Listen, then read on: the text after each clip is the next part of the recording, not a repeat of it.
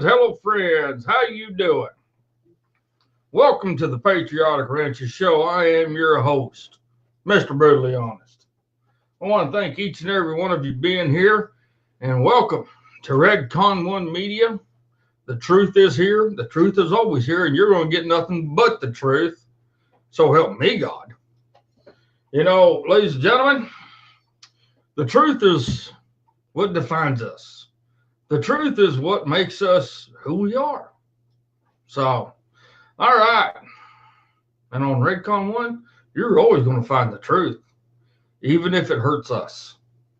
All right. So who we got here? We got Reb in here. We got Jimmy, Leslie. Hey, Leslie, how you doing? I'm glad your travels were good. I'm glad you're safe back home to the cold, because I know you probably didn't like the warmth down there in Dallas. So now you're back home in the snow and the cold, so you probably feel right at home now. Scott Grimes, how you doing? Mr. Finnerty, how are you doing? Let's hear. Sonia, how you doing, Sonia? Jimmy Collins, yeah, we're doing good. We're doing good, folks. I got a problem. Hey, Carol. I cannot share anything. I put a little clip on my page, and Facebook has not let me share anything. Nothing. Hello, Eric. How you doing? They say I can't share nothing. Even I tried to share stuff off of my page and off of Redcon One's page. Like I tried to share my show onto the supporters page, and it says I couldn't do it because I'm not allowed to share unless I manage that page. Well, I do manage that page, but it wouldn't let me do it. And I've even tried to share links from other people's pages that I thought were real important that would go good on the Patriotic Rancher page, Mr. Brutally Honest. And when I went to click and share it over there, it says I couldn't do it unless I managed the page. So for some reason, Facebook will not let me share. And I've tried to share things to Jeremy's page. I've tried to share things to other people's pages and to different groups.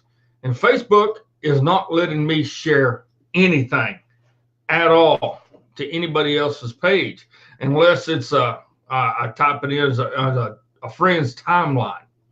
So for some reason, I am having hell. So I need you guys' help. I need you guys to like and share this to everybody you can, to all the different groups out there, to everybody's page, you know, everywhere, because I can't. Facebook has me blocked, I guess, from sharing. I don't know why, but they do. Hey, Barbara, how you doing? Good to see you. Thank you, Leslie. Leslie says she shared a buttload. Thank you. Hey, Lee, how you doing? Lee Johnson Media, how's it going? You know, ladies and gentlemen, you know, I'm just an old ranch hand. I'm just an old cowboy out here in northwest Oklahoma, out in the middle of BFE. And I'm just trying to bring you guys some everyday common sense, critical thinking, and some information you guys know nothing about. And for some reason, Facebook is censoring me and keeping me from doing that. Isn't that amazing? Hey, Big Sarge, how you doing? But for some reason, they will not let me share. They will not let me share. I've tried to share my show that I do on here, like Monday. I tried to share my show, no lie, on every group there is, and it wouldn't let me do it at all. So I went to my page, the Patriotic Credits for Mr. Brutally Honest page, because it was on there. So I tried to share that one to all the groups that I'm part of. Wouldn't let me. Says I'm not allowed unless I manage it. And so, okay, so I went to share it to my supporters page, Mr. Brutally Honest supporters page. I wasn't even allowed to share it on there. So I don't know what's going on. I put in a complaint with Facebook. I don't know how fast they're going to get back to me, but I do know they're really pushing for me to start running ads on my page, which I'm not going to pay to run ads on my own damn page. I'm not going to do it. And besides, a couple of years back, I did run some ads, and I paid like $60 for, what was it, 2 weeks? 2 or 3 weeks time. And here's a kicker. I thought I was doing good, and they would only share it in about 100-mile radius of where I'm at. I could not share it throughout the rest of the United States, and that's what I wanted. So I got hold of them, and they said, oh, you should be able to. So they actually walked me through the process, and dummy me, I gave them another $50. Boom. And it just went strictly for Oklahoma again. Well, there's more people in this country than what's in Oklahoma. So I don't know what's going on. I have no clue what's going on. But hey, Stephanie Garbo from Colorado, how you doing? Yeah, I bet you guys got some snow. But yeah, and that's another thing. Brian says they should be paying you for running ads based on your base numbers. Well, here's the funny thing.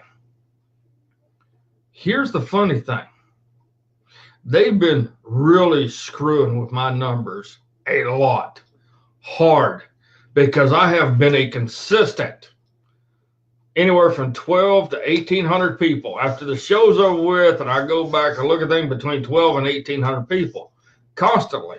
But here lately, it's like my show I did Monday, they say only 500 people viewed it. I go to pull up the view insights. It says 0 people reached. 0 people viewed. And I don't understand that. I don't understand that at all. How can I not be reaching people? Because at one other time I went and clicked on it just for shits and giggles, and it said there was 1,800 people. Oh, cool.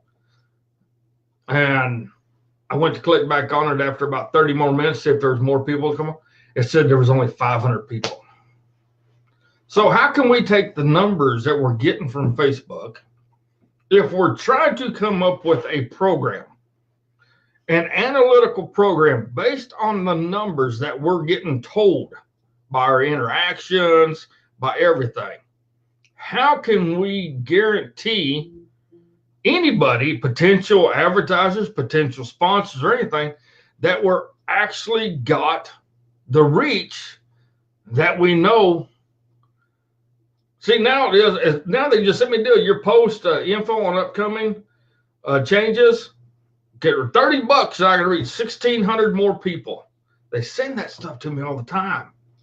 But in all honesty, how can we go to somebody and say, this is how many people we reach, when their numbers don't add up?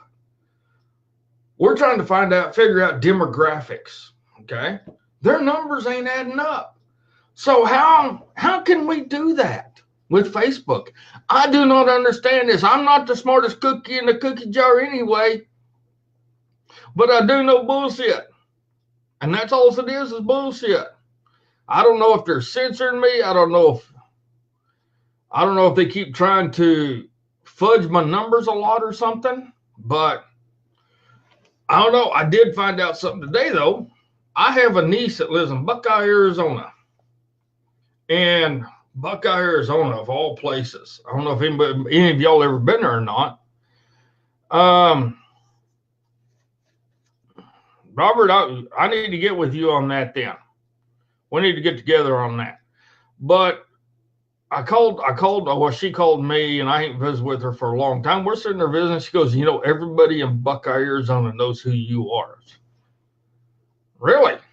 Buckeye's not a small town. It's about 30 minutes outside of Phoenix.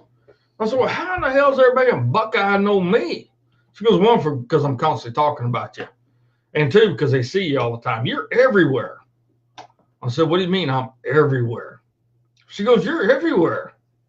She said, there's people. She said, I was going down the street walking down the street, and somebody had a T-shirt on that said, Mr. Brutally Honest.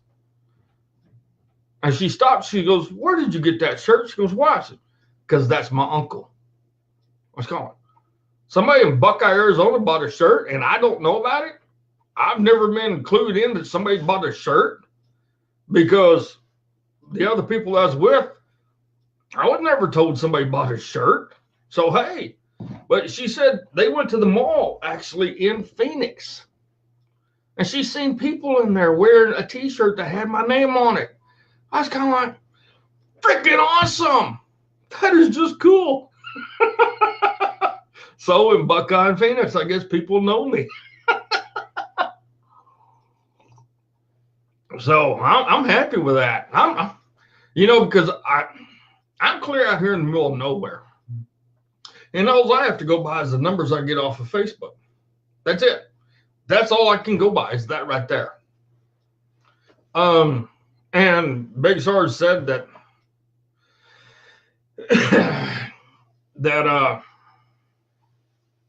there's a program that we can download and go from there. Okay. Landa Rhodes says she's been in Buckeye, but that was back in the 60s. Yeah, I was back in Buckeye, but that was in the 80s. Early 80s, actually, right before I graduated high school. I went out there and day work for a summer.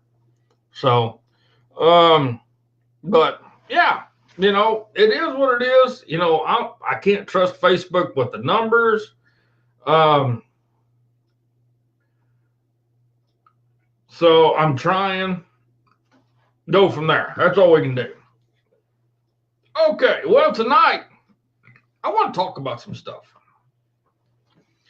And the stuff I want to talk about is not what's been in the headlines. We know that there's been a liar talking all day long. And we know the Democrats are actually doing everything they can to make the family look bad and our president look bad. They've been trying, the Democrats in this committee, being led by Cummins, is trying to make Trump's guy just the piece of crap that he already is, and it's coming forth. They're also using the Democrat playbook. I'm not going to talk about that tonight. I'm not. Because that's already been talked about numerous amounts of time, and it's going to keep being talked about for weeks to come. So here's something I want to talk about because I think this is important. Hey, Sean Bowden, how are you? No, Leslie, I think somebody else is making money on my shows because I'm not. I'm not making a dime. Big Sarge, he was gracious enough to ask everybody for his birthday to send donations to my deal. Zip, nada, nil, nothing. So I don't know if somebody else is making money on me. I do know that I was an affiliate with Liberty One TV, and I was told people were waiting on orders. I was told that people bought things through there, but I don't know. I don't know at all because I never got my affiliates deal from them. So I do know Anne Marie. Anne Marie got her stuff that she ordered. But so, yeah, Leslie, as far as I know, somebody else might be making money on me, but I do not know who it is at all. Yeah, but who the hell do I go after, Leslie? That's the biggest thing. Who do I go after for copyright infringement? Because I don't know, because somebody's doing something. So I'm out here in the middle of nowhere and I'm not being told things. I don't know how to track it down. I don't know how to put a stop to it. But okay, so anyway, here's one of the things I want to talk about. More than anything, we got representatives that's not doing the job. We got representatives that lie, cheat, steal, manipulate, kill, everything you can think of. And it's not only on the federal level, it's on our state level. We have so many people elected, state, county, city, and federal level, that's supposed to represent the interest of the American people, their constituents. We know they're not doing that at all. And a prime example of it is this little circus you watch today. And the circus that we've been watching for the last 40 years. And if you haven't been living under a rock for the last 40 years, it's been pretty obvious what's going on. So what I would like to talk about is this. How did we become a country that is nothing but a playground for representatives to not do their job? How did we become a country, a republic, that has elected officials on your city, your county, your state, and the federal government in that don't give a rat's ass about us? How did that happen? How'd that happen? How did we let ourselves get so manipulated? So manipulated. What? That's what I want to know. How did we come to just sitting back, not being involved, just letting people ramrod things over the top of us? That's what I want to know. And that's what I want to talk about. I mean, we've become a society. You guys can agree or disagree with me, but we've become a society that's too scared to take on the government because you might get killed or they'll take everything from you.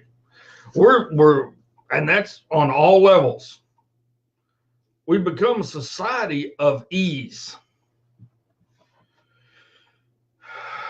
We've become a society that does not want to get involved. If it doesn't pertain to us, we don't want nothing to do with it. If they're not mentioning our names, then we don't want nothing to do with it because it's not going to affect me. But yet, everything affects you. Everything that they do affects you. But why have we become the society that lets people like Cummins, Maxine Waters, that Rashad gal, Pelosi, and anybody else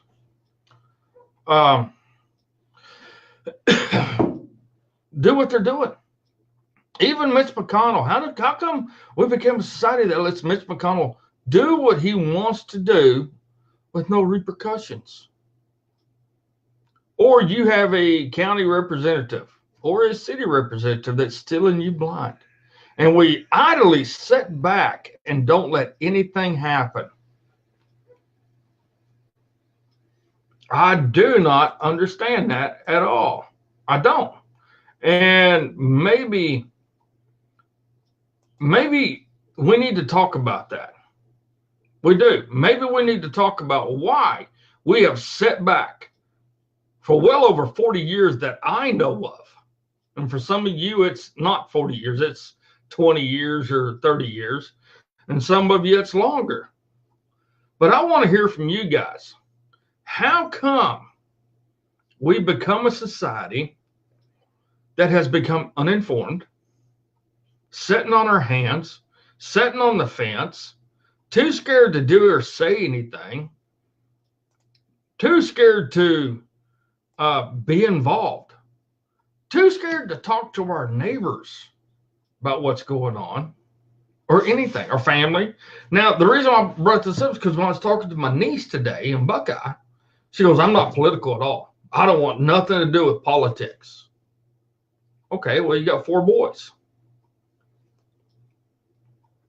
My thinking there is, if you got 4 boys, one's out working his butt off, another one's graduated also, and he just moved back home to save some money, which I fully agree with, as long as he's pulling his own, which he is.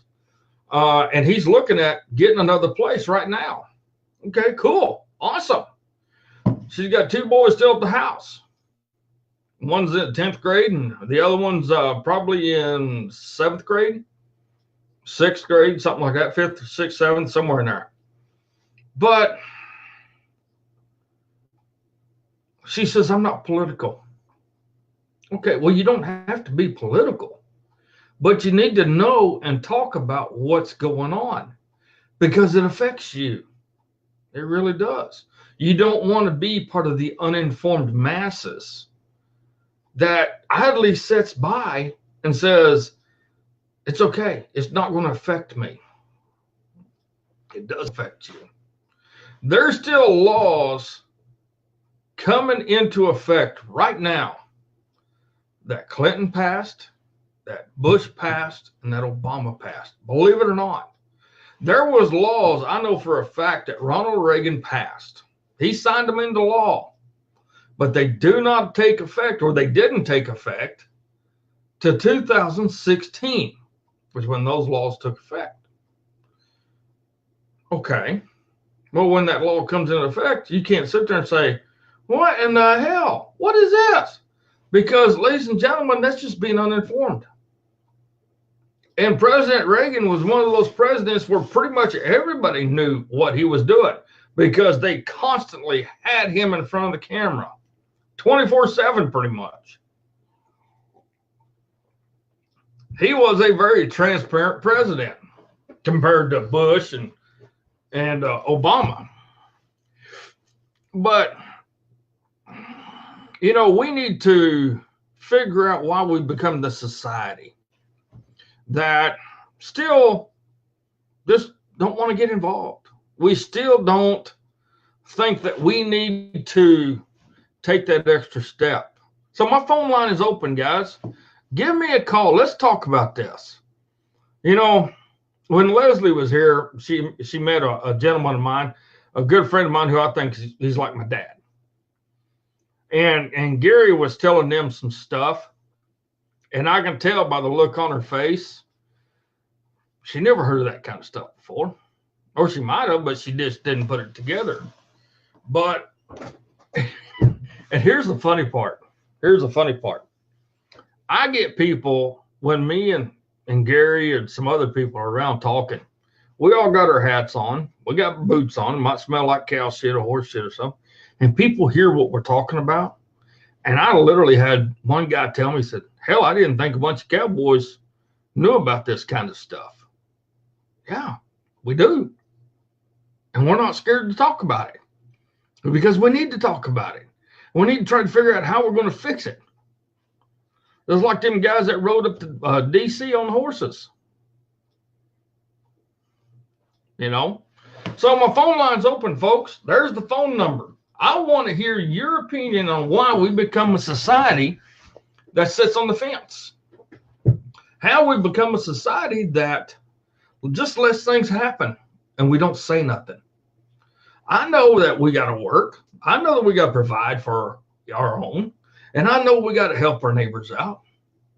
But why have we let so much manipulating evil, so much manipulating officials, i.e. representatives, take over our lives? And you can't tell me they haven't, because they have. And that's one thing I want to talk about. You know, because this is important stuff. It's damn important. You know, because without that, how are we going to get better? How are we going to take our republic back? I love it. My viewers, it says viewers, I'm at 21. I was up there like 30 something. All of a sudden, I just lost everybody because this is what I want to talk about. Because this shit, ladies and gentlemen, is important.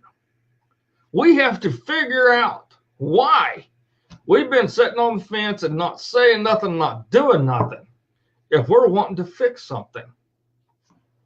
So what do? How do we do it? You guys tell me, how do we get away from letting everybody else deal with something? You know, because there's so much stuff going on right now, and it's happening right underneath your noses. And it's manipulation, it's frivolous laws, it's fake laws, it's malicious intent to take everything away from us so they can better themselves.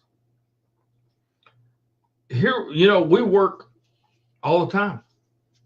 And we think, okay, if we work, we're going to be good people. We're going to, you know, be able to take our country back. Okay, I agree with that. But how? And again, I come to the question, why have we become a society that lets this stuff happen without doing anything about it? Because you have to admit we have.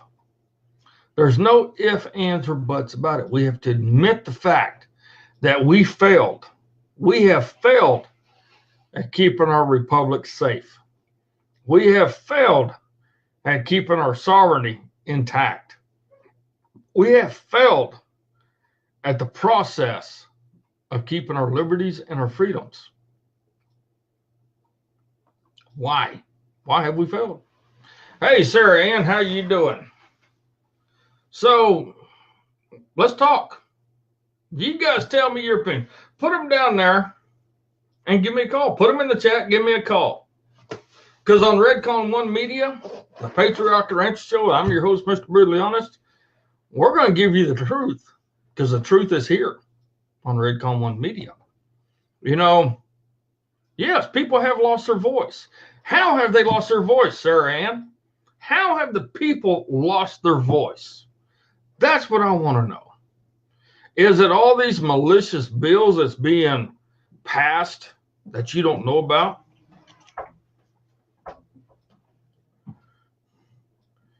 You're on the Patriotic Rancher Show. Who's this? Hello. Hello. Hello. Hello, how you doing? I'm doing good. How are you? Nope. Just lost a phone call. Well, maybe he'll call back. Maybe he'll call back. Let's hope he does. There he is. Hello. Hello, how you doing? I'm doing good, John. How are you? Well, I'm doing all right. I hit the Bluetooth speaker on. I pushed the wrong damn button. It's a new Bluetooth, so I pushed the wrong button. Yeah. Well, we got you now. So what do you... I tell you, I don't know what to do with all this stuff, man. Nobody seems to be valuing the matter. And it seemed to me like we got, you know, I mean, I'm going to be honest with you. We got about probably 75% even of the patriotic community that is being very unpatriotic. Right. You know, they're saying that they're patriots, and you think that you have people talking about 3%. Yeah. You know, I mean, you don't. You don't cross half a bridge, you cross a whole bridge. Right. You get what I'm saying? Yeah, I do. I mean, you have anything to add to that? You know, I think we've sat on our ass for too long. I think we've let people do what they want to do. And then we get to a point of kind of like, oh, shit. How can we stop this? How can we fix this? How can we... What do we got to do? What do we have to do to change things? I think we have to put moral value in there. Our values have been gone since Clinton was in office. Yeah. Yeah. Yeah, I mean, in all honesty. That's exactly right. That's exactly right. Because in all honesty, Clinton taught a generation. In all honesty, he taught all the preteens and teens of the era when he was president, it's okay to lie. It's okay. And then Hillary also taught them it's okay to manipulate. It's okay to kill. It's okay to steal. It's okay to do all of this stuff. Yep. It was a bridge. They led them over a bridge. It's exactly what they did. They numbed them. They numbed their mental faculty. Mm-hmm. By words of deception. Yep. And as soon as they, got what they did was they adjusted themselves mm-hmm. to each individual person in words that were, let's say, suitable to their agenda. Might be offended by the word agenda, but quite frankly, the goddamn agenda has crumbled our roads and destroyed our country. Right. And if you don't see that, then you ain't walked out the door lately. Well, one thing I do know is we have become desensitized. Yeah. This country has become so desensitized to everything you can think of. I mean everything. They're showing videos of dogs being killed, animals being killed by humans, and I'm not talking hunting shows. I'm talking people beating these helpless animals that they have tied up or something with baseball bats and crap and stomping on them. Videos floating around of people being beheaded, burned alive. We have videos of pretty much anything and everything you can that would desensitize people. Videos of all kinds floating around, people getting murdered. And we've become a society, we're not sensitized anymore. We're very desensitized.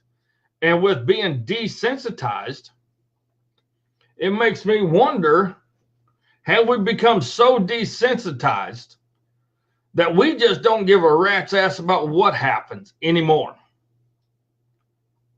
Yeah, we have. On any front. The answer to that is yes. And that's a shame. That is a shame. Somebody sent a video around the other day, and I refused to watch it. It was of a baby's abortion. And I guess the doctor or a nurse or somebody was holding the baby's head or something. I refused to watch it. You watch that crap, you don't have no sensitivity at all. Why do you need to see something like that? Because what they're doing to you is showing you what they can do. Why do you want to watch that? How can you watch that in all honesty and try to act like you're sensitized? Because you're not. You're sitting there watching a human being that has a beating heart that cannot defend itself being murdered. In all honesty, that's what it is. They're being murdered. And we become a society, it's kind of like, okay, let's watch it. Let's see how many views we can get on this. And that's the part that just tears me completely up. Because it's kind of like, have we become a society that's devalued our life, our liberties, our pursuit of happiness so much that we're not fazed by anything anymore? We're not fazed by what the Democrats do. We're not fazed by what terrorists do. We're not fazed by what GMOs do, Pfizer, Bayer, anybody. We're not fazed by a damn thing anymore. So it makes me wonder, why are we so damn desensitized? Yeah, I absolutely agree with you. I can tell you that I went on my, I called PayPal today, and for some odd reason, there was 15 cards that they attempted to put on my PayPal in 2 hours. Holy crap. Yeah. Holy moly. 15 cars? 15. Well, somebody got into your account. Well, this is a regular thing. This is a regular now that is going to become more of a thing. Yeah. And that's what we are trying to allow people to be able to sensitize themselves to be about. Right. And you know, it reminds me back when I was a kid. Okay. I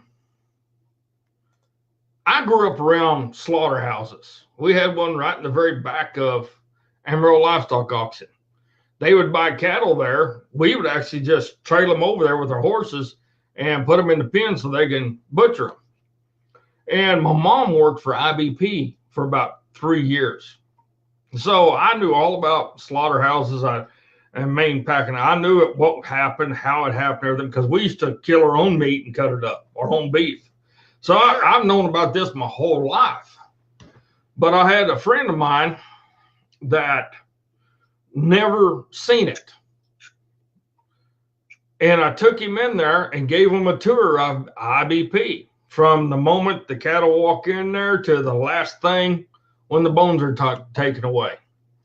And he was so physically distraught, as the best term I could say, that he was actually sick for a week. And to me, I had to stop because it was something that it was second nature to me because we butchered our own meat all the time, but he never did. And finally, after about a week, we started talking again. And I said, "How you doing?" He says, "Man, that affected me big time. That affected me big time." He goes, "I don't know if I can eat beef," which he could. 2 days later, he was eating a steak. But see, we've gotten away from that. I'm guilty as anybody else. Remember that Iranian pilot that got shot down and ISIS burned him alive? yeah. I watched that. And I tried not to. And I was actually looking for the deal to click. I was trying to click out of it. And I kept clicking on something and something else would pop up while I started closing them down. And as I closed them down, the flames just took him. And I'm not going to lie to you, I just sunk. How can a human being do that to another human being? I've been in a few gunfights in my life, and that's one thing. But when you burn a person alive,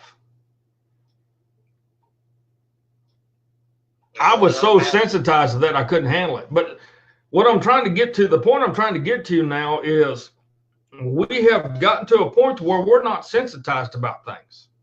We watch and then we say, "Oh, I wish I wouldn't have watched that because I can't unsee it. I wish."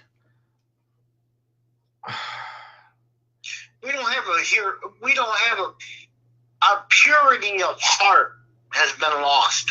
Yes, exactly. We've lost the purity.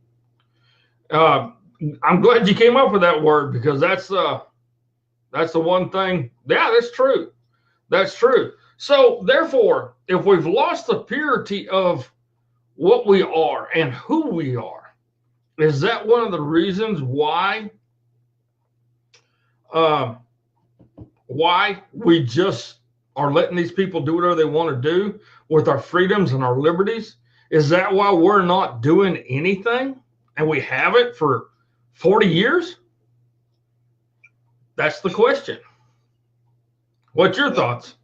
I'm going to tell you, Mr. Brutally Honest, I feel that when we opened up overseas trades, and when we started to allow the matter of things to occur in this country, that I'm going to tell you, I have a lot of people in my life, and I know a lot of people. Yep.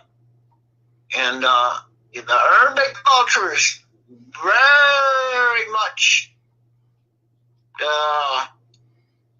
let's say that they can be very unhealthy in heart.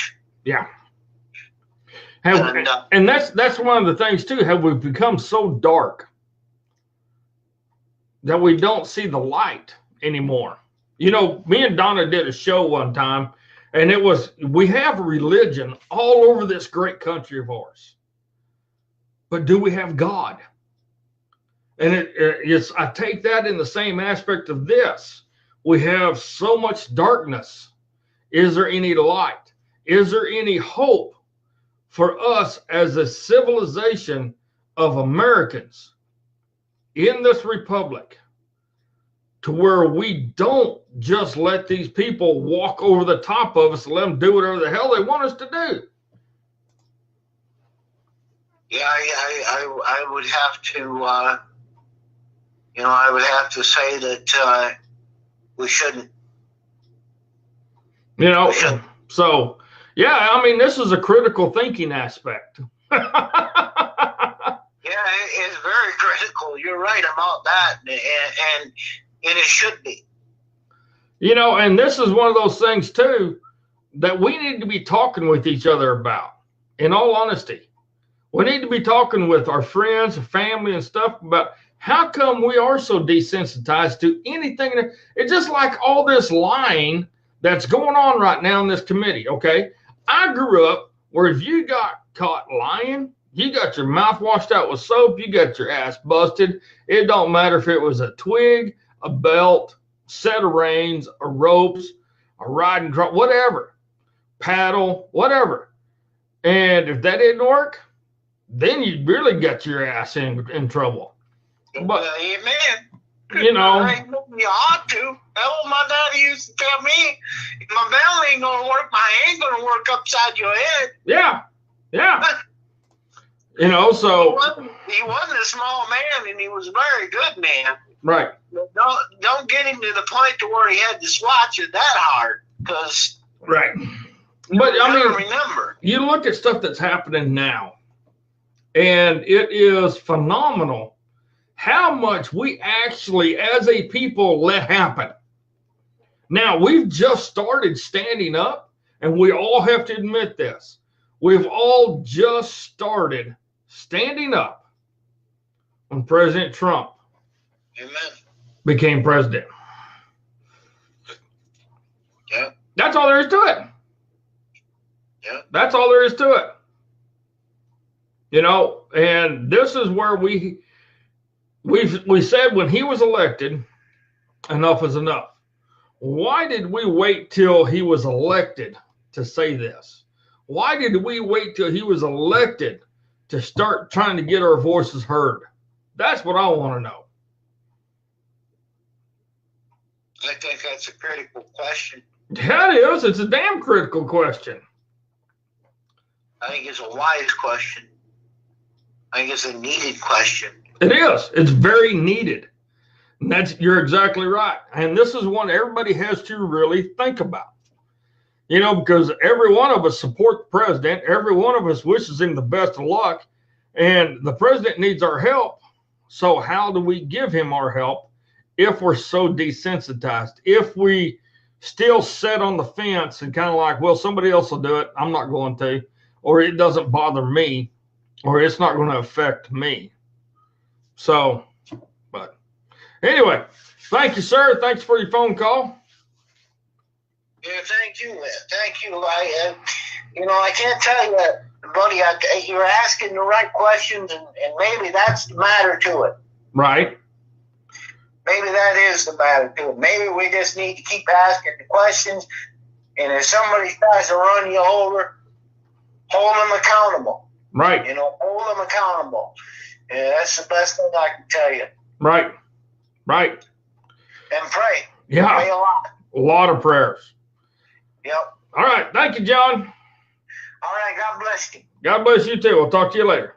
Bye-bye. But yeah, I mean, this is a critical thinking aspect, ladies and gentlemen.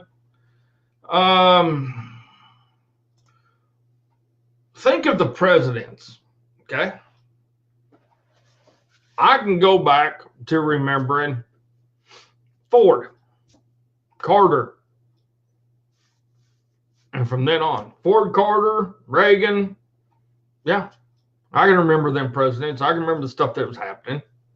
And I can also remember that nobody was ever saying anything. Of course, we only had 4 channels: ABC, NBC, CBS, and PBS. And you didn't see the rallies that you see today. You didn't see a lot of this crap that you see today. I remember a time on TV where they did not allow cussing. They did not allow tampon commercials or condom commercials. I remember a time on TV where you didn't see naked bodies. I remember a time on TV where there was nothing against the good Lord up above. You know, so we've gone from that time frame to the time frame of anything goes. But yet at the same time, we don't seem to be doing anything to stop it. We're not holding people accountable. We say we are, but we're not. Now, there was a group of guys, and I sure wish I would have been with them, but there was a group of guys and gals that went to Pelosi's office and submitted paperwork for her to be relieved as Speaker of the House. I'm in favor of that 100%. No ifs, ands, or buts about it. But my biggest thing is this. What do we have to do to really start caring about what happens in our country? To become sensitized again. To go after the people that's constantly lying, manipulating, stealing, killing. What do we have to do as a people, not as a government, but as a republic? What do we have to do to start holding people accountable? Because we do know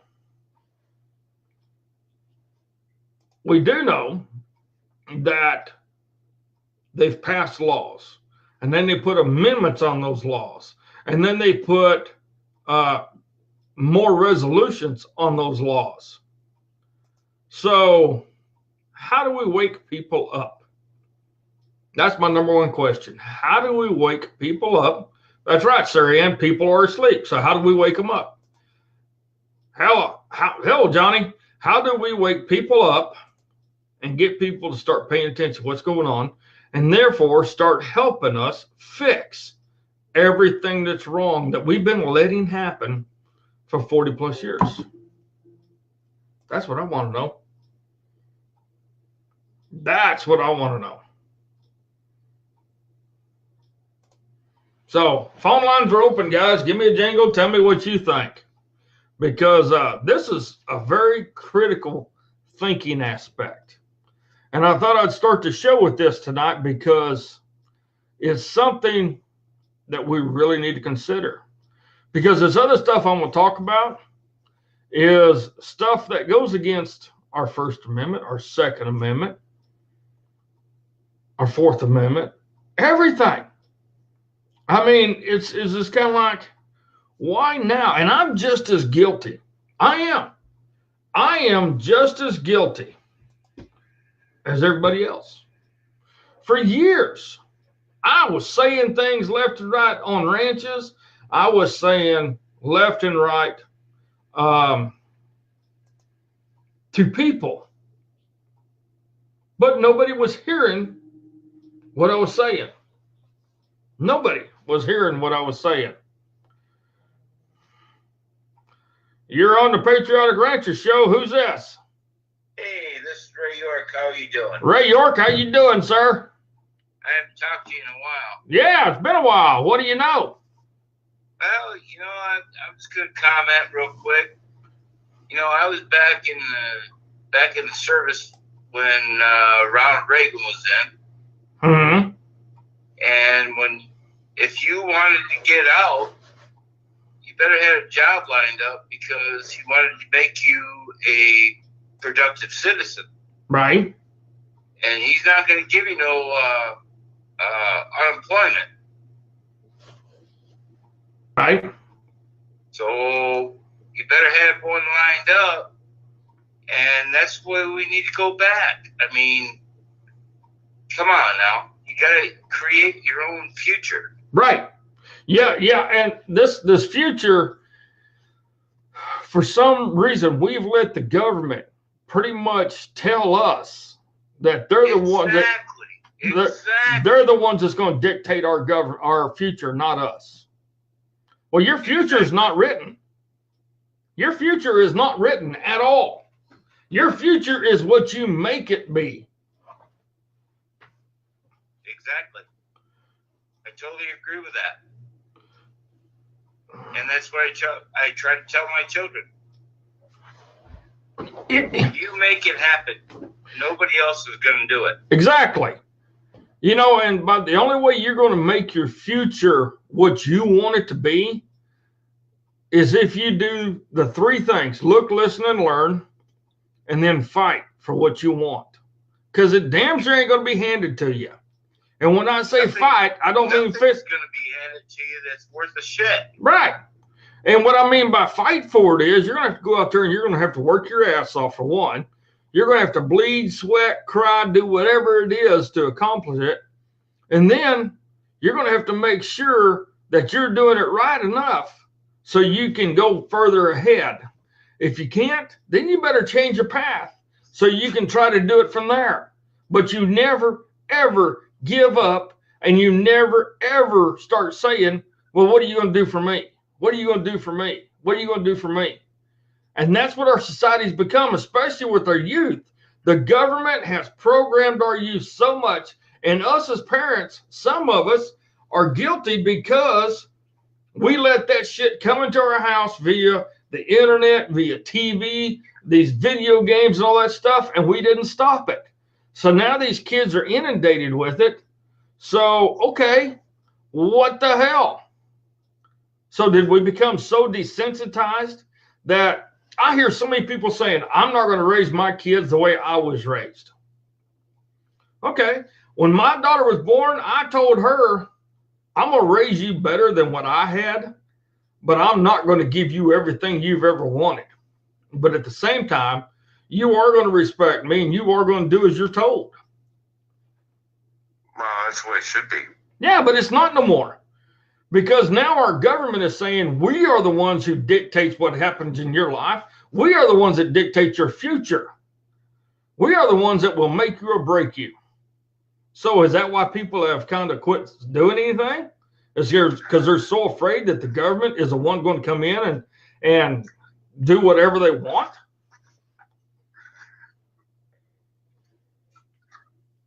You know? Well, the way I look at it is like you gotta. These days you gotta pick your battles, right? Yeah. So the way I look at it is my house is my house. Mm-hmm. And my children are my children. Mm-hmm. And you gotta watch where they go, watch what they do, and especially I will not send my grandkids to just a regular school. I'm going to pay for it. Yeah. Yeah, I don't blame you there. Kids today do not need to go to public education. Because for one, the government should have no say in public education at all. I totally agree with that. Man, that's why I'm a big proponent of homeschool. I've seen it in Montana. Of all places, I've seen more kids being homeschooled in Montana. And when they came down at the end of the year to take all their tests, the homeschool kids passed every test, flying colors, compared to public school students. That's awesome. Academically, homeschool beat them 100%. But these are parents who said, I'm not going to take this anymore. We are in control of our own destiny. We are not going to stand by and be asleep anymore. We're going to teach our children what they need to know. We're going to teach them true history. We're going to teach them geography. You know, Yeah, where is that been? yeah, they don't teach stuff anymore. You know, and worst thing is, we had a president who said, "Oh, we don't want no children left behind." Okay. Well, I have a son that was in that program, and they pushed him through. They pushed him through. I love my son to death. I didn't know my son when he was growing up and in school at all, but he told me he made nothing but F's, and they pushed him through the next grade. And I'm kind of like, why? Because that no child left behind crap. And Well, the nice thing is, that's not the child's fault. no, it's not. It's because the government has taken the rights of the parents away, and we've let them do it. And, you know, this no child left behind, we should have fought that tooth and nail. It's just like I totally agree. all these bills that's being passed, we need to fight them as a people, not as a government, not as our representatives. And you can call your representatives all day long. And how many times have you literally talked to your representative on the phone or see him in person and talk to him in person Never. to ask him about Never. something? Thank I you. can say literally never, because I always get somebody else, and I've never talked to my representative. Mhm. Never. There's always somebody on the phone. I always ask, can I talk to him or her? Nope. Right. He or she's busy. Yeah. Yeah. And that's a crock of crap. That's a crock of crap. You work for me, so when I call, you answer. No ifs, That's ands, what buts I'm about it. thinking. Even if it said just call me back, then you call me back. You know, but Oh yeah, at least get back with me. yeah, but they don't do that. No. I've been trying for the last 15 years to talk to my local representatives wherever I was at. How does that work out for you? You know, in all honesty, I actually tracked them down to an event they was doing. I went to an event in Montana when John Tester was running for senator of Montana. I actually went to an event in Great Falls, Montana, and I confronted him because I used to day work for his family's farm and ranch. And I confronted him right there. I said, and I didn't call him Mr. Tester. I said, John, I got a question to ask you. You're wanting to be elected as a senator for the great state of Montana. Can you tell me that you will not take any money from lobbyists and you will stay true to the values of Montana? He instantly turned around and walked off, and people were rushing him out the door. You know, That's what it's all about. Yeah. You know, they get in that position and they just don't care about you. Mm-hmm. You know, I like this lady that I've been seeing online. She's from Texas. Right. I can't remember her name, but she's been on Instagram and stuff like that. She makes a lot of sense. Right. I wish I could remember her name, but I just wanted to call in and let you know what's going on here in the great state of Michigan. You bet. Well, thank you for the phone call. All right. Well, you take care of yourself. All right. We'll talk to you later. All right. Bye. Bye-bye. All right. But yeah, I mean, here we are. We're at the top of the hour already. Holy moly, that hour flew by. So yeah, our first hour, nothing but critical thinking. And ladies and gentlemen, you have to agree with me. We need to start talking more with people. We got to start getting more people involved so they know exactly what's going on, because they don't. And we also have to get past this of sitting on our ass and letting somebody else deal with it. I know we got to work. I know we got to pay bills. But maybe, just maybe, we can send $5, we can send $25 or something, or we can help somebody up, give them a hand up, not a handout. Maybe we can go down to our local city hall, sit in a county commissioners meeting, a city meeting, and say, you know what, this is a crock of crap. I don't agree with this. Prove to me to where this is legal. Because I'm going to talk about something here. I'm going to talk about something. And this here is going to show you how every one of your county, city, and townships has been violating federal law by passing gun confiscation laws. It's been violating a bill, 2 bills actually. And I'm going to tell you about it after the top of the hour. So, ladies and gentlemen, you know, here we are. We're at the top of the hour. Man, this thing's going by fast. It is going by fast. So, we're going to pull this up and let you guys watch this. And you guys stay tuned because we'll be right back. I think this thing's about a minute long. I'm thinking. Here it comes. All right, we'll be right back.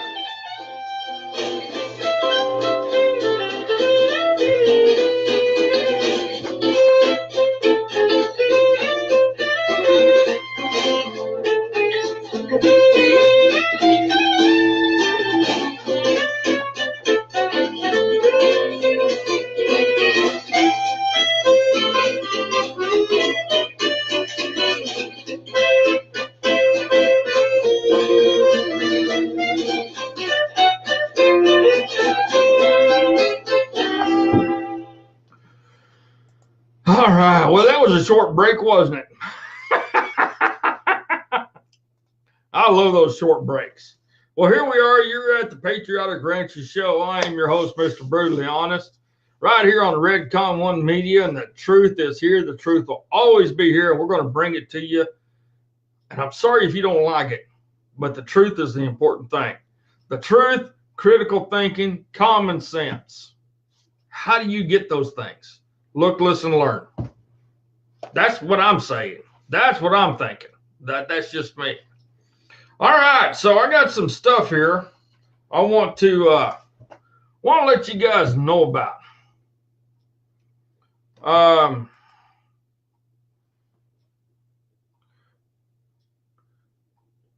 Sarah Ann says, here's the thing. When was the last time you had really read a bill or a law that's going to be passed or passed? People are lazy, expect the MSN to give them facts. Well, you know, that's one thing I do on my show, Sarah Ann. I tell people about bills. I actually pull bills up and I read them. And I give you the overall view of it. And that way people can learn. So, and that's what I'm going to do tonight. I got 2 of them right here. 2 of them that you guys need to know about, because it is important that you know about these. And to me, it's one of those things that if you don't pay attention to, this is part of the reason why our country is being taken away from us. So the first one, ladies and gentlemen, you know that our president has filed for a national emergency. We did. President filed for a national emergency for the border because of the threat that it causes, that it's bringing to us. And I agree with it. And he is the very first president, well, actually the second. Delano Roosevelt passed a law, asked for a national emergency for the Japanese. And it entailed also, I read that one, and it entailed the Japanese Americans. That's why there was concentration camps built, and the Japanese Americans were put into them here in the United States of America. That was all part of Roosevelt's national emergency. But other than that, the rest of the national emergencies ever put out there do not say the United States of America. The only one that does is the one President Trump is trying to push forward to go to the courts with. And yes, every national emergency has to go through the court system, not the House, not the Senate. It has to go to a court. Well, our government, i.e.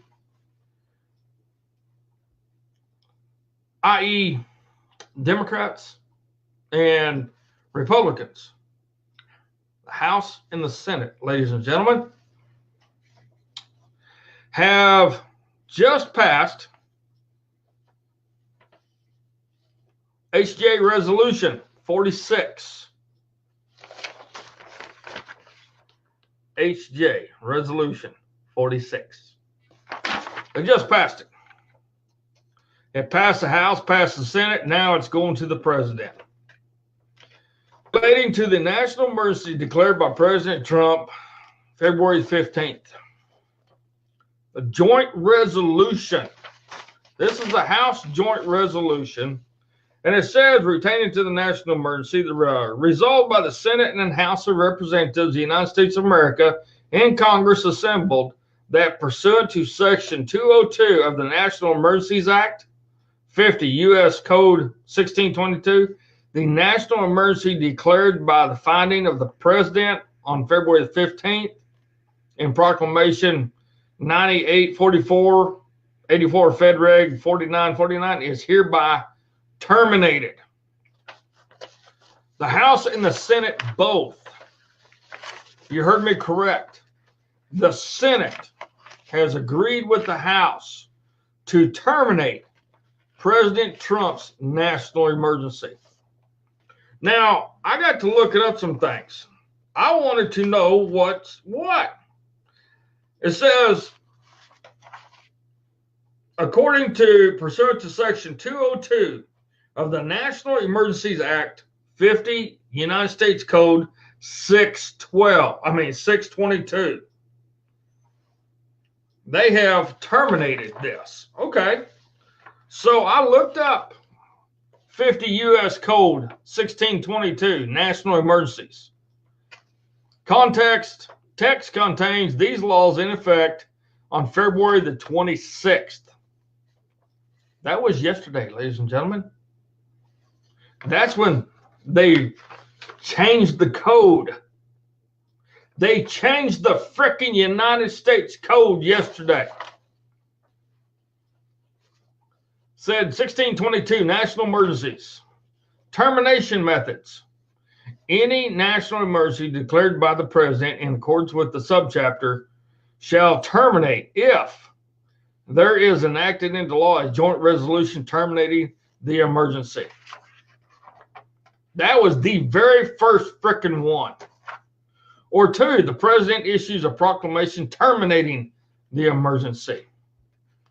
Any national emergency declared by the president shall be terminated on the date specified in any joint resolution referred to in Clause 1 or on the date specified in the proclamation by the president terminating the emergency as provided in Clause 2 of this subsection, whichever date is earlier, and any powers or authorities exercised by reason of said emergency shall cease to be exercised upon or after such specified date, except that such termination shall not affect. Not any action taken or proceeding pending, not finally concluded or determined on such date. Any action or proceeding based on any act committed prior to such a date, or any rights or duties that mature or penalties that are incurred prior to such a date. Subsection B, termination of review of national emergencies by Congress. No later than 6 months after a national emergency is declared, and not later than the end of each 6-month period thereafter, that such emergency continues, each House of Congress shall meet to consider a vote on a joint resolution to determine whether or not the emergency has been terminated. Now, the only part that they have changed that I could tell on this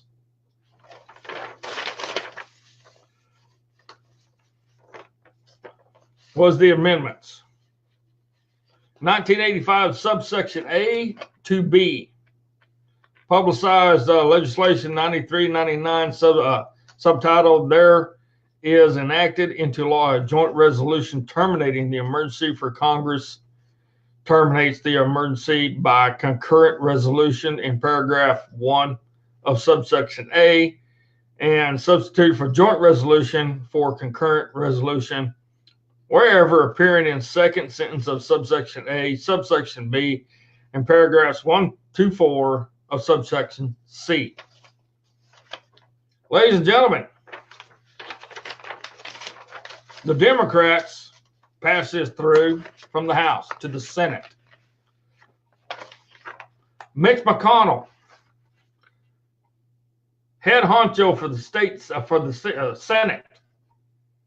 The Republicans of the Senate have all agreed. The House Joint Resolution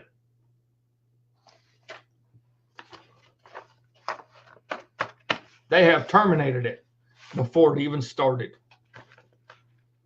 This is our representatives. This is our representatives, ladies and gentlemen.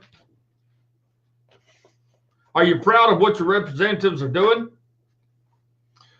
We have a list. There's a list of Republicans that voted with the Democrats. And I'm fixing to read you this list. Jeff Vire, thank you for sending it to me because I had it and I couldn't find it. But 13 of them voted with the Democrats. And these 13 people voted with Democrats to end the national emergency. Justin Amash from Michigan. Brian Fitzpatrick from Pennsylvania. Mike Gallagher from Wisconsin. Jamie Herrera Butler from Washington.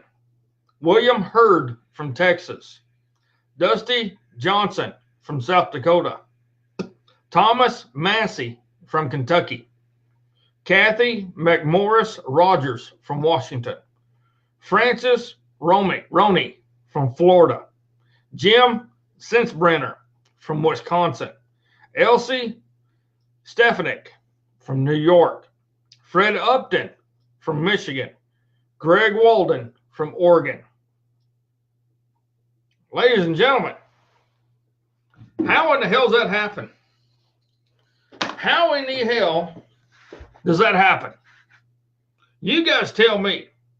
You guys tell me how something like that happens. That's what the hell I want to know. How did we let people do this kind of shit? Ladies and gentlemen, they are not supposed to pass this kind of shit without getting our input. Did you give your input? I didn't. Did you? Did you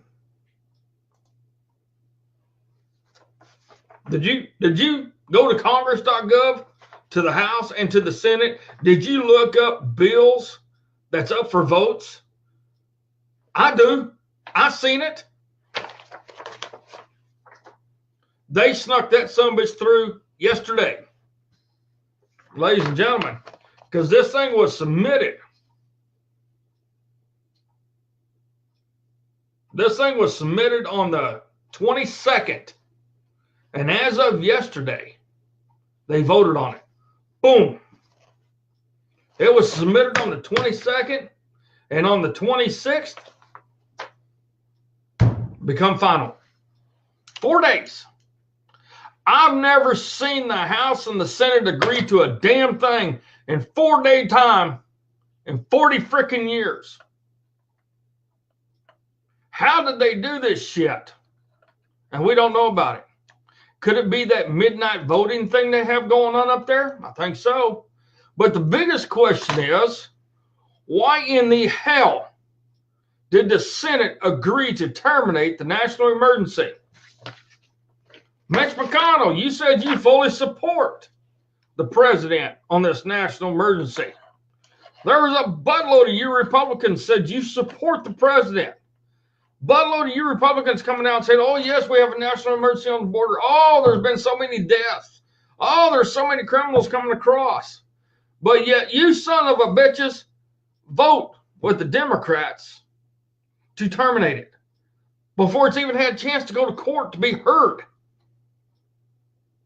Because what you're trying to do, you're trying to pass the court system. The president wasn't trying to do an end around.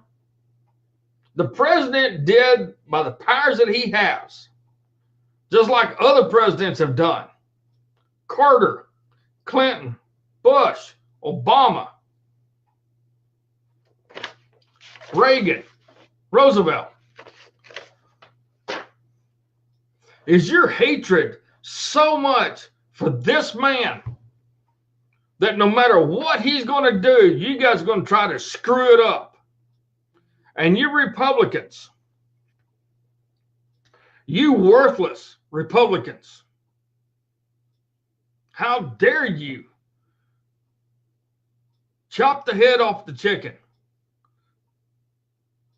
and start giggling and dancing right along with the Democrats just because you don't like President Trump? That's a crock of crap. That is a crock of crap. Now, maybe it's just me. Yeah, Judy, the Senate voted on it. Jerry, the president cannot veto this. He cannot veto it. It's a House deal. It's not going to the president. It's going to go to the president. But if he vetoes it, if he vetoes this, the House and the Senate can actually go around the president, still make it law. A joint resolution is just that. And any bills that way, if the president vetoes it, they can actually go around the president and make it law with the majority vote. That's how it works. That's how the democracy works that they've established in the deep state.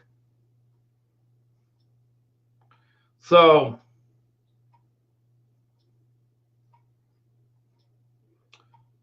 they're trying to tell us we don't give a shit about the people of the United States at all because we don't like Donald Trump.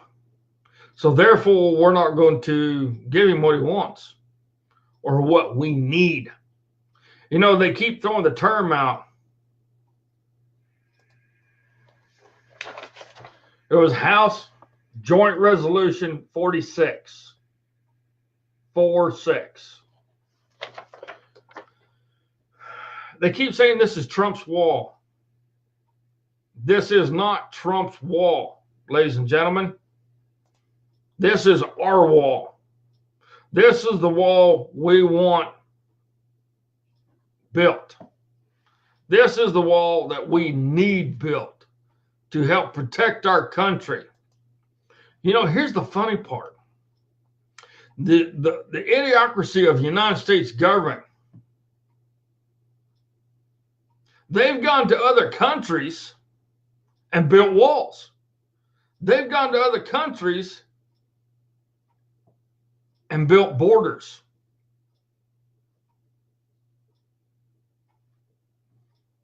But yet we can't have one in our own country.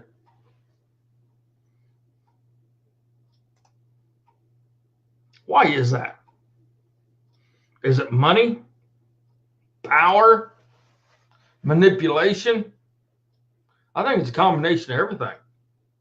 I really do. I think it's a combination of everything. That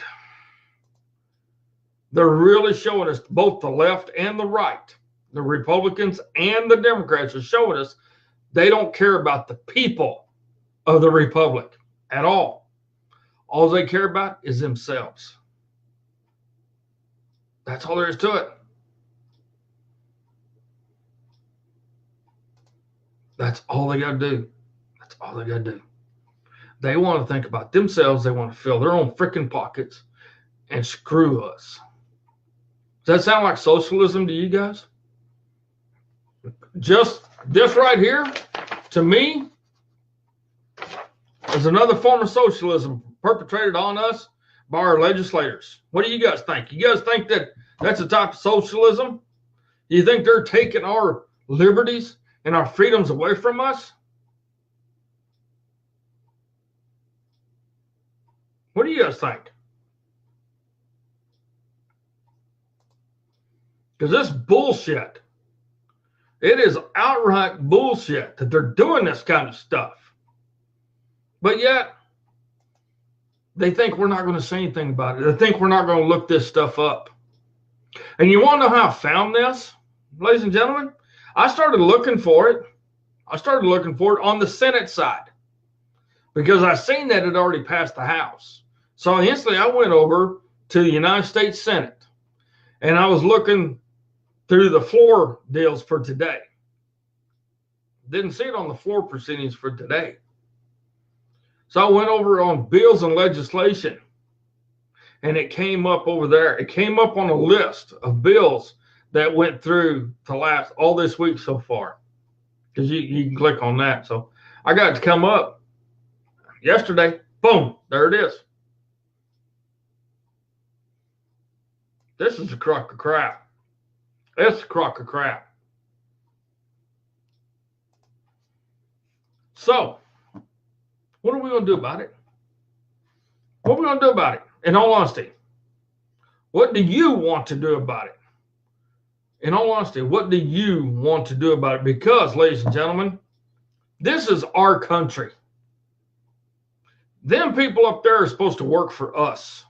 Unless I'm mistaken, they're supposed to be a representative of the district. They're supposed to be a representative, not a freaking monarchy. They're not supposed to be the almighty of almighties of that district. They are your representative, my representative, anybody else's representative. But yet they sneak this crap through. Nobody's going to say anything about it. Okay. What are you going to say about it? What are you going to say about it? You're going to call your legislators? You're going to call these 13 representatives that's from your state? One or two of these is from your state? Because you know you're not going to be able to talk to them. You won't be able to talk to them at all. And even if you go to their office, I guarantee you, you're not going to be allowed to get in to see them. Because to you, you're a peon. I'm a peon. I don't matter to them folks. You don't matter to them folks because you don't have all these figures in your bank account. You're not promising them all this money to go towards their campaigns or their special needs or their special interest. So we don't matter. So how do we get the frickin' point across that we're tired of this kind of crap? We read our state's constitutions and we start a recall. Just like they did a recall and they hand-delivered it to Nancy Pelosi's office. That's what that was. That was a recall. And we have to start doing that to every one of them son of bitches. I think we should. I really do. And this has got me pissed off. Because that's my wall. That's the wall that I want built to protect me and mine. I want to protect my grandkids. I want to protect Donna's grandkids. I want to protect me and Donna. I want to protect my son, my daughter, her boys.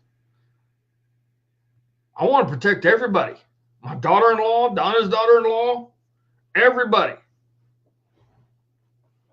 This ain't the president's freaking wall. This is my wall. This is your wall. This is the Republic of the United States of America's wall. Not the wall of the corporation of the United States of America. And this shit's got me pissed off. And it should have you pissed off too. You know, ladies and gentlemen, if this doesn't piss you off, what's going to? In all honesty, what's going to?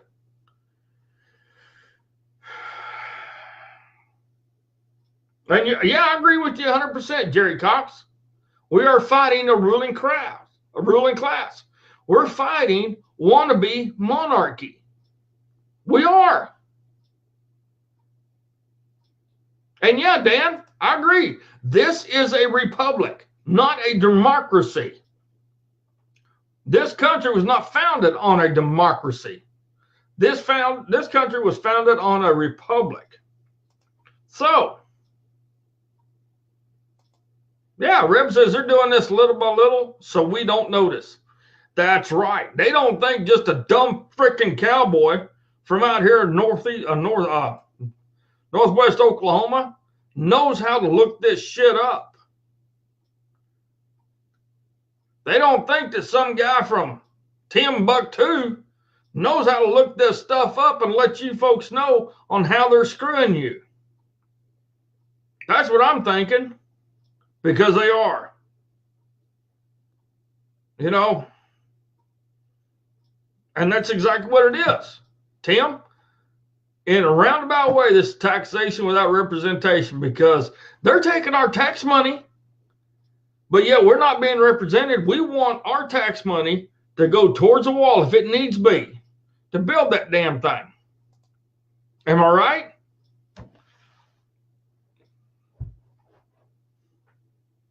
So, you know, I'm not like Nancy Pelosi. Oh, we got to pass it and then read it. I want to read that sumbitch first.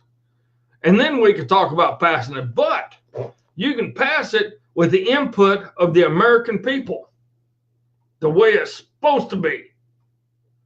No ifs, ands, or buts about it. That's how it's supposed to be.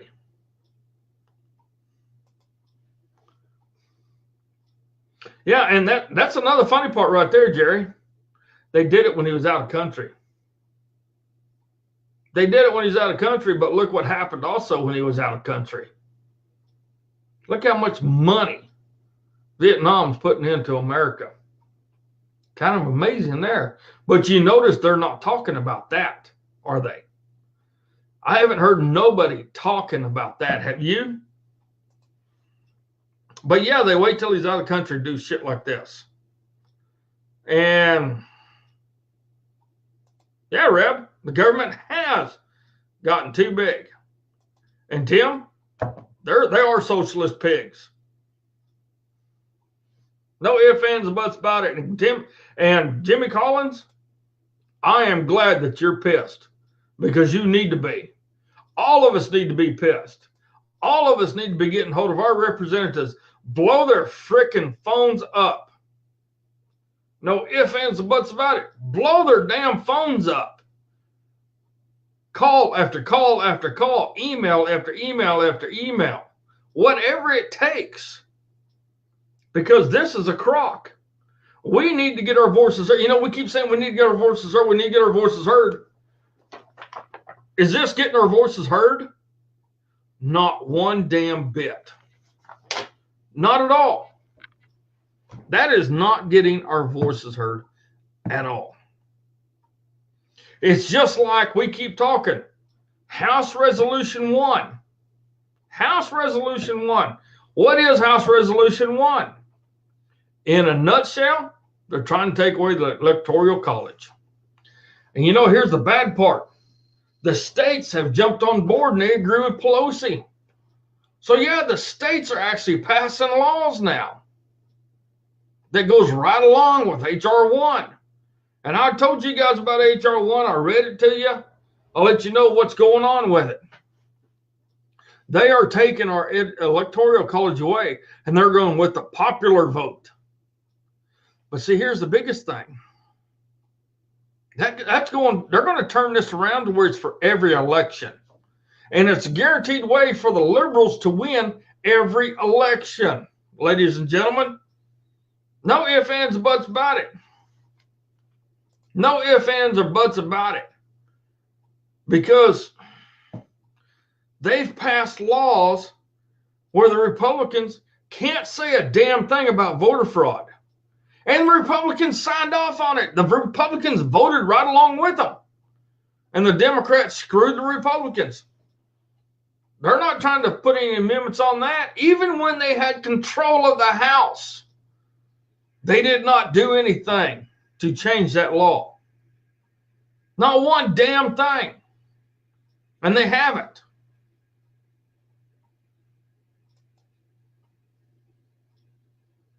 Well, Marita, they are. That's why they come up with HR 1. Because here's another thing that's in HR 1. They're also trying to redistrict everywhere. That's right. You heard me right. You know those places on the map that were blue in the 2016 presidential elections? All those places where the popular vote was for Hillary Clinton? They're trying to do this HR 1, which will include redistricting. So those places that were in blue actually get split in 2 or 3. That way there's 2 or 3 more representatives from that group of people, i.e. the popular vote.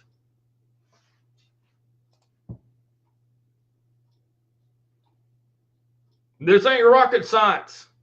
If I can figure this shit out, you guys can too. And it don't take long to see that this pile of shit is starting to stink. And we're the ones downwind getting the full brunt of it constantly. Because they sit up there in their glass houses up in Washington, D.C. They think they're holier than thou. And it's kind of like, you can't touch me. You can't touch me because I'm a representative. It's like Maxine Waters says, oh, you can't impeach me out of my seat. I'm a senator. I'm a House of Representatives. Whatever she is, you can't impeach me. Bull freaking shit. We can't. And we're going to. That's all there is to it. No ifs, ands, buts about it. Then we're going to put your ass in jail.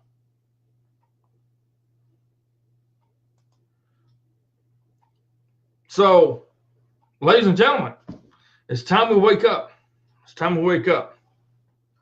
Now, I'm going to put the final straw on this other one.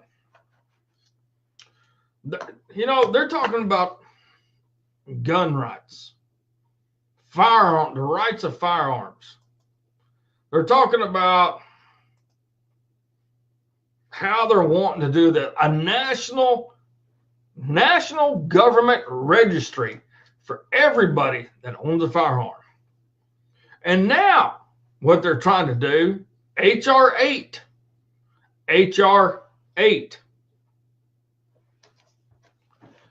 is designed just for that purpose, that you cannot buy a firearm off of an individual without getting a security check.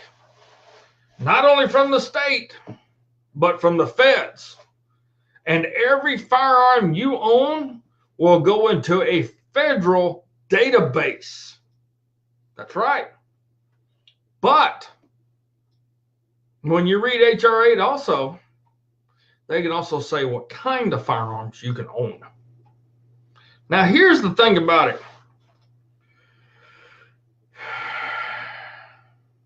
Here's the thing about it.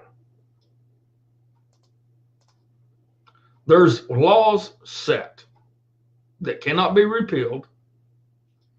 These laws were passed in 1902, ladies and gentlemen.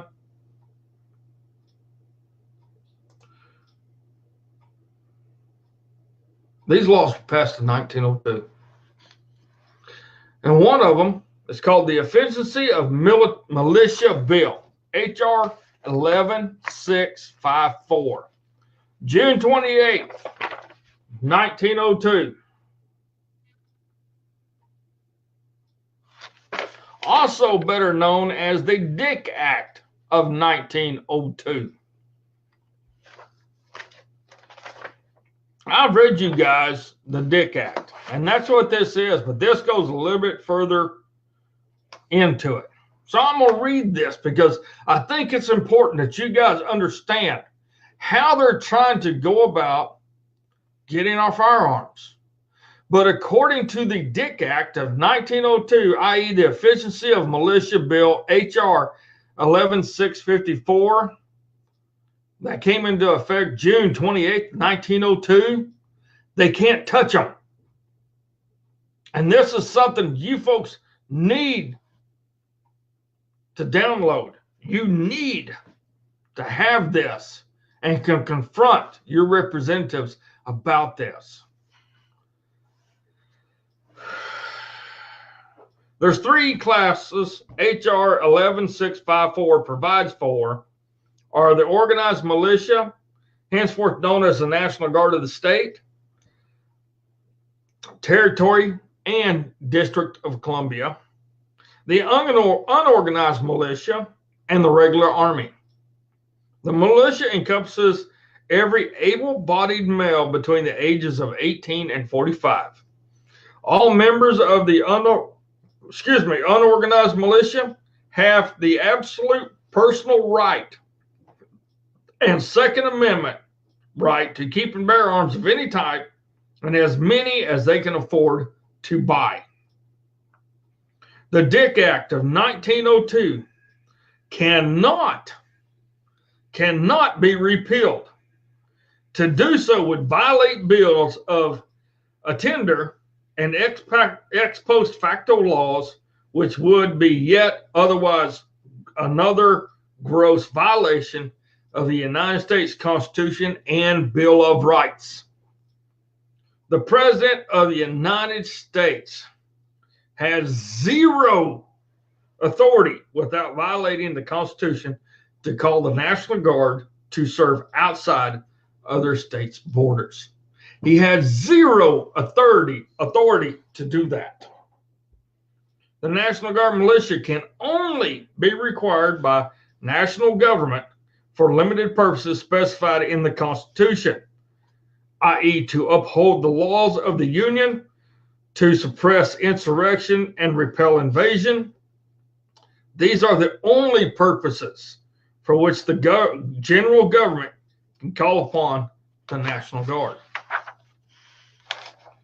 Attorney General Wickersham advised President Taft the organized militia, the National Guard, cannot be employed for offensive warfare outside the limits of the United States. The Honorable William Gordon, in a speech to the House on October the 4th, 1917, proved that the action of President Wilson in ordering the organized militia, the National Guard, to fight in the war in Europe was so blatantly unconstitutional that he felt Wilson ought to have been impeached. And I agree. I do agree. During the war with England, an attempt was made by Congress to pass a bill authorizing the president to draft 100,000 men between the ages of 18 and 45 to invade enemy territory, Canada. The bill was defeated in the House by Daniel Webster on the precise point that Congress had no such power over militia as to authorize it to empower the president to draft them into the regular army and send them out of country. But wait a minute. We had National Guard units and reserve units go to Iraq, go to Afghanistan, Kuwait. What the hell happened? How did that happen? Anybody figure that one out yet? The fact is, the president has no constitutional right under any circumstances to draft men from the militia to fight outside the borders of the United States of America and not even beyond the borders of their respective states. Today, we have constitutional law which stands in waiting for the legislators to obey the Constitution which they swore to uphold. Charles Hughes of the American Bar Association made a speech which is contained in the appendix to Congressional Record House, September 10th, 1917. The militia, within the meaning of the provisions of the Constitution, is distinct from the Army of the United States. In these pages, we also find a statement by Daniel Webster. The great principle on the Constitution on that subject is that the militia is the militia of the states and of the general government. And thus, being the militia of the states, there is no part of the Constitution worded with greater care and with more scrupulous jealousy than that which grants and limits the power of Congress over it. This limitation upon the power to rise and support armies clearly establishes the intent and purpose of the framers of the Constitution to limit the power to rise and maintain a standing army to voluntarily enlist. Because if the unlimited power to draft and conscript was intended to be conferred, it would be a useless and peril thing to limit the use of money for that purpose. Conscripted armies can be paid, but they are not required to be. And if it had been intended to confer the extraordinary power to draft the bodies of citizens and send them out of the country in direct conflict with the limitations upon use of the militia imposed by the same section and article, certainly some restriction and limitation would have been imposed. Now, the Militia Act and the revised Militia Act, the Dick Act, makes it quite clear all of the men between the ages of 18 and 45 are the unorganized militia with an absolute right to keep and bear arms. Under Article 2 of the Bill of Rights, of whatever type, automatic or semi-automatic, regardless of size, magazine capacity, barrel length, or caliber, gauge, in any quantity, they may deem necessary, along with any amount of ammunition they may determine from time to time.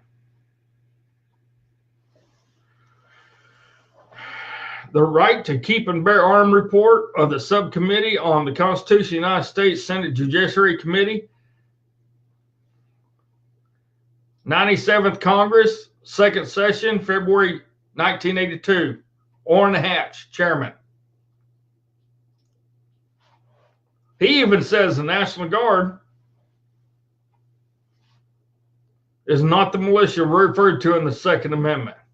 It's even clearer today. Congress has organized the National Guard under its power to raise and support armies, and not its power to provide for organizing, arming, and disciplining the militia. Orrin Hatch was against it. But see, they can't do nothing about it. Ladies and gentlemen, right there, the Dick Act.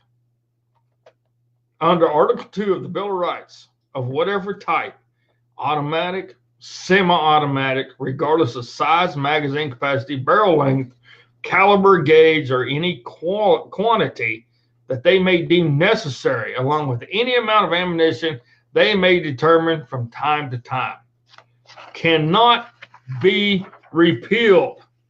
No ifs, ands, or buts about it. The Second Amendment right to keep and bear arms, therefore, is the right of the individual citizen to privately possess and carry in a peaceful manner firearms and similar arms. Such an individual right interpretation is in full accord with the history keep and bear arms previously discussed. It accurately reflects the majority of proposals that lead up to the Bill of Rights. Now, therefore, all existing or future so-called gun and or ammunition laws, or whatever name or form under color of law, whether federal agency, pseudo-federal agency, state, county, or municipal, that infringes, abridges, or restricts in any manner the God-given,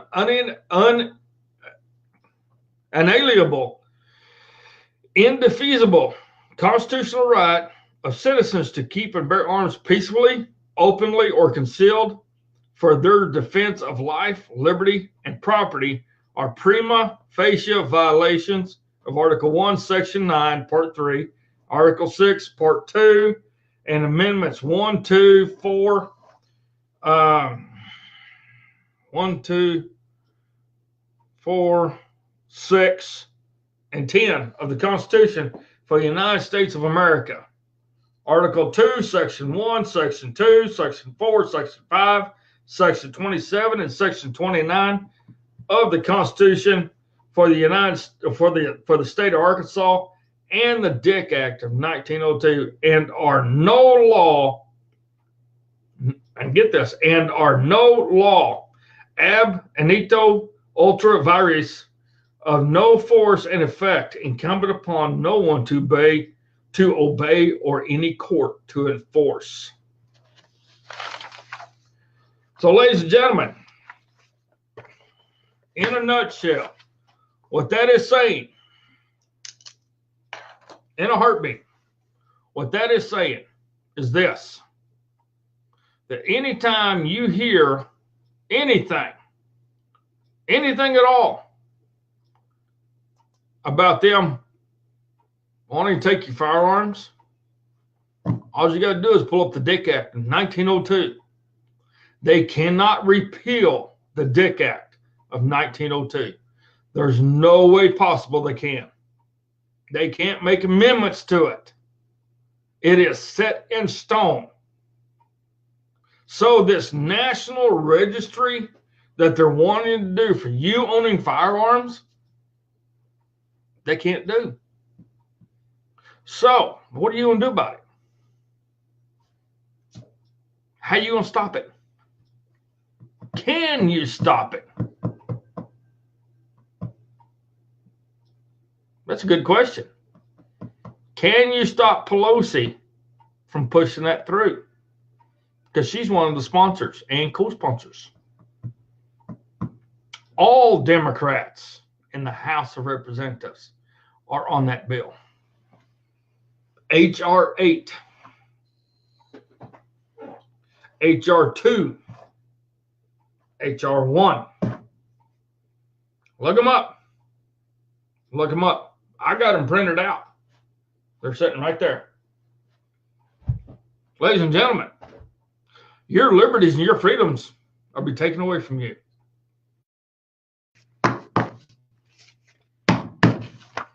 Yes. Yes. H.R. 8, H.R. 2, and H.R. 1. You're going to look them up on the U.S. on the house.gov. So,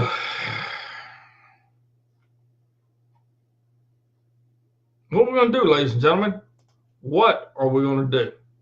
That is the question. I know I'm doing everything I can to fight it. Are you? I got letters in. I got emails in. I've been trying to contact my representatives every which way I can by their contact info. And you know, and I know, they don't want to talk to us at all. Because if they wanted to talk to us, then they would. Then they would. No ifs, ands, buts about it. And they're not doing it. They're not talking to us because they don't want to hear from us. They don't want to hear what we have to say. That's all there is to it. They don't. And that's the part that's scary. Ladies and gentlemen, that's the part that's real scary. How come our government, our legislators, our representatives do not want to hear from us?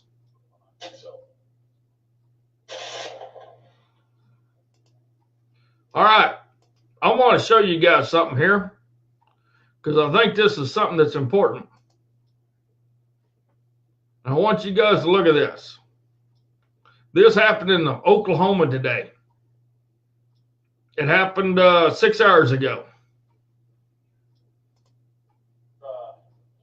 We're here to sign this is actually my first bill, and as I traveled all over the state, all 77 counties, I heard from Oklahomans all over that they wanted us to protect their right to bear arms, and they asked me if I was a constitutional conservative, not only in the city of Oklahoma, but also of the nation, and we want to make sure that we let Oklahomans know that we are going to protect their right to bear arms. So I'm excited to sign this.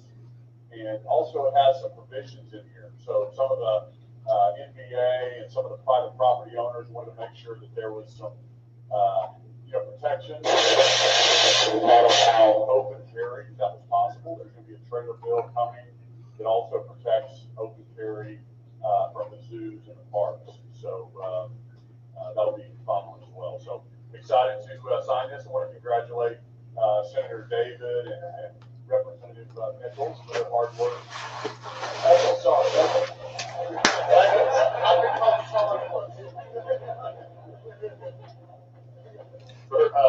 hard work over the last couple of years to get this on the governor's desk. So, and all of the folks behind us, thank you for the support.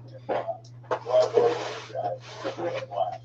People ask me what I found the most interesting about this and about being governor, and I tell them how much fun I'm having. So it's just a lot of fun working with these folks behind us. And we're working through our government accountability bill and our agency accountability, and we're going to move the needle and make Oklahoma a top 10 state and help all these folks behind us. So.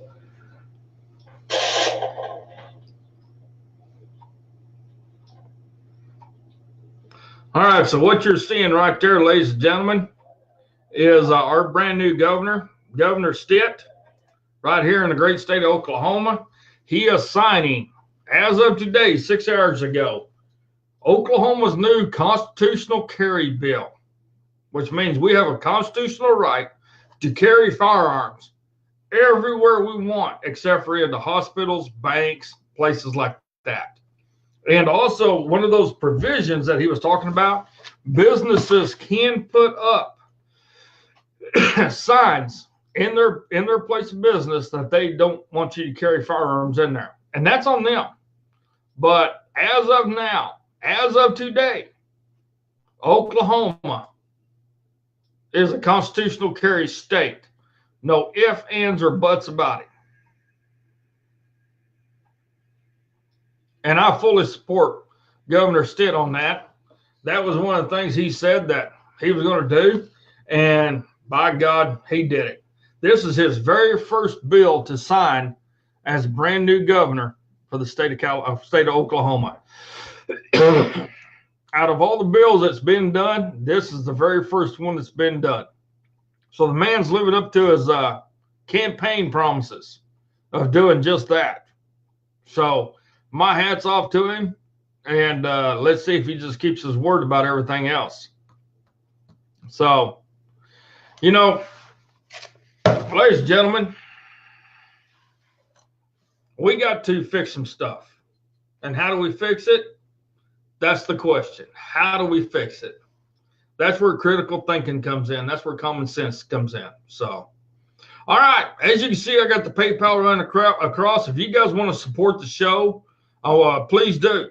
We can sure use your help. Leslie, thank you, ma'am. I appreciate your support, Leslie. I got that today. But ladies and gentlemen, we need your help. I'm trying to get better equipment. I'm trying to get this show where it's better for you and better for us. And we're going to be doing a lot of things. We got a lot of things coming up too.